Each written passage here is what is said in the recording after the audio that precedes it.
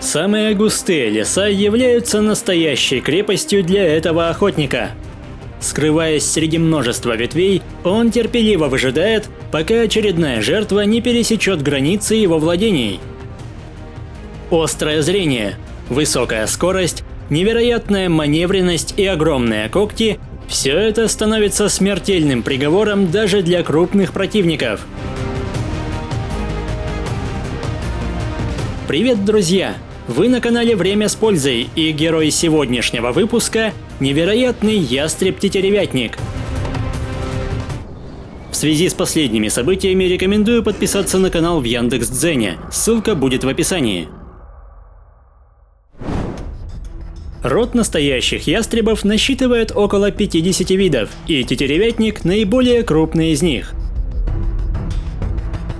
С размахом крыльев более 1 метра птица может весить свыше 1,5 килограмм. Помимо размеров, тетеревятник выделяется поперечно-пестрым рисунком и белыми перьевыми полосами над глазами. Ареал обитания хищника невероятно обширен. Его можно встретить как в хвойных, так и в лиственных лесах Евразии и Северной Америки, в том числе в горах на высоте до 3000 метров. Зимний климат в большинстве мест обитания довольно суров. Низкие температуры не прощают ошибок, но арсенал ястреба в любой ситуации отличается максимальной эффективностью. Перебираясь с одного дерева на другое, тетеревятник острым зрением сканирует свои охотничьи угодья. На каждый квадратный миллиметр глаза приходится 300 тысяч фоторецепторных клеток. Поэтому от его взора не ускользнет даже крохотная цель.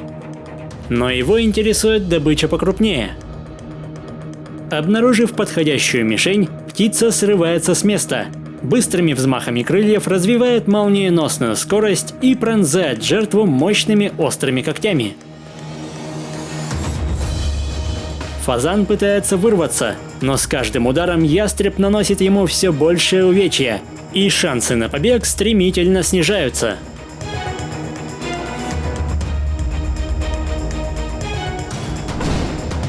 Однако в густом лесу нельзя полагаться только на скорость.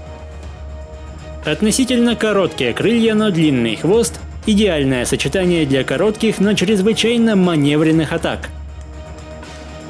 В погоне тетеревятник способен не только мастерски уходить от столкновений, но и экстренно менять направление, с легкостью хватая даже таких проворных животных, как белка.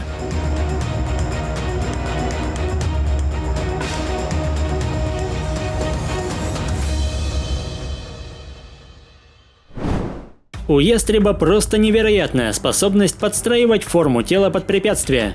Он способен мгновенно складывать крылья, чтобы избежать преграду.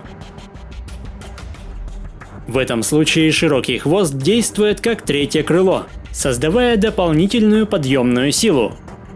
Также хвост может служить экстренным тормозом и задавать последующее направление, что делает его поистине универсальным и незаменимым инструментом. В маневрах задействованы даже лапы. Они также помогают тормозить и своевременно менять направление. При этом полупрозрачные веки надежно защищают глаза от веток. И все это происходит на невероятной скорости, что позволяет застать врасплох любую добычу.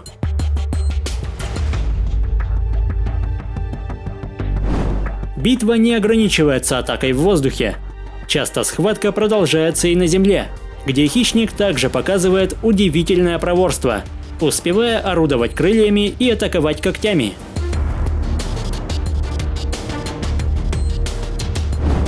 Мишенью пернатого охотника могут стать водоплавающие птицы и временами даже рыба. В особой опасности находятся такие мастера побега, как зайцы. Они известны своей способностью моментально менять направление без особой потери скорости, что помогает оторваться в том числе от стаи голодных волков. Но против ястреба такой фокус малоэффективен. Пернатый хищник преследует добычу на скорости 60 км в час, и находясь в воздухе, ему проще выбрать момент для атаки. Одного попадания не всегда достаточно, чтобы повалить такую крупную цель. Но птица не собирается упускать добычу. Вновь набирая скорость, ястреб вытягивает вперед смертоносные когти. Попасть точно в цель – задача не из легких. Запасы сил быстро истощаются, поэтому хищник должен как можно быстрее завершить начатое. Даже будучи раненым, заяц продолжает отчаянную борьбу, не сбавляя темп. Наконец, решающая атака.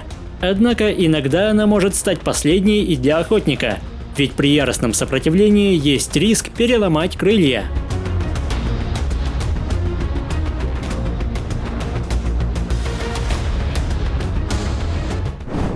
Несмотря на все мастерство, шанс неудачи при столь стремительном развитии событий слишком велик. Лишь каждая третья попытка оканчивается успехом. Однако пока цель в поле зрения, хищник не оставляет ее в покое.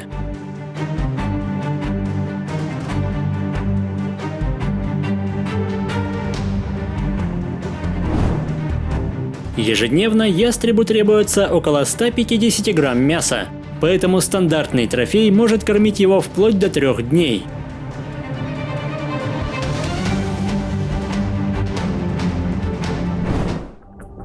Весной на высоких ветвях парой возводится массивное гнездо, где появляется на свет от 3 до 5 птенцов, которые быстро подрастают и уже через 40 дней начинают покидать родной дом, хоть и остаются неподалеку. Спустя 3 месяца после рождения они становятся полностью самостоятельными. Получив навыки охоты и выживания, птицы могут прожить более 10 лет. Кстати, глаза молодых особей бледно-желтые, но в процессе взросления их цвет меняется на более насыщенные оттенки вплоть до темно-красного.